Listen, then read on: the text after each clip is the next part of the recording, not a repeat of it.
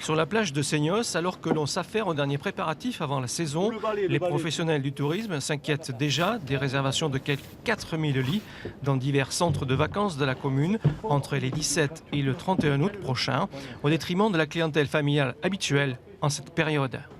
Il est certain que s'il y a moins de touristes qui logent dans le secteur, il y aura moins de touristes sur les plages, par voie de conséquence.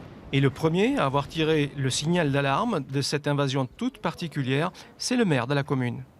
Moi, c'est plus pour les commerces, mais comme ici, aux Estagnaux, qui vivent essentiellement de ces gros hébergeurs. On a là le Bel-en-Bras des Estagnaux, 1800 lits, entièrement réservés pour les forces de l'ordre durant l'été, durant ces 15 jours d'été. Donc forcément, il y aura des répercussions localement pour ces commerces. Des commerçants dépités mais impuissants et qui redoutent un été en demi-teinte, avec ces résidents sans doute peu enclins à la dépense. Les forces de l'ordre, ils sont là pour travailler, ils ne sont pas là pour s'amuser. Donc ils ne vont pas acheter de parasols, de planches, ils ne vont pas acheter de choses pour s'amuser sur la plage. Ils vont peut-être consommer du tabac et des journaux, ça s'arrêtera là.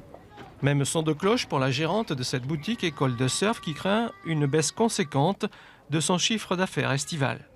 Le mois d'août représente à peu près 50% du chiffre annuel.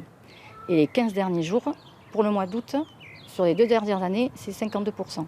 Ça, c'est du concret. Occupé par les forces de l'ordre, durant les 15 derniers jours d'août, Seignos et son quartier des Estagnottes en particulier déplorent ne récolter que la face sombre et pénalisante du G7 et non une exposition médiatique plus favorable comme celle dont bénéficiera sa voisine Biarritz.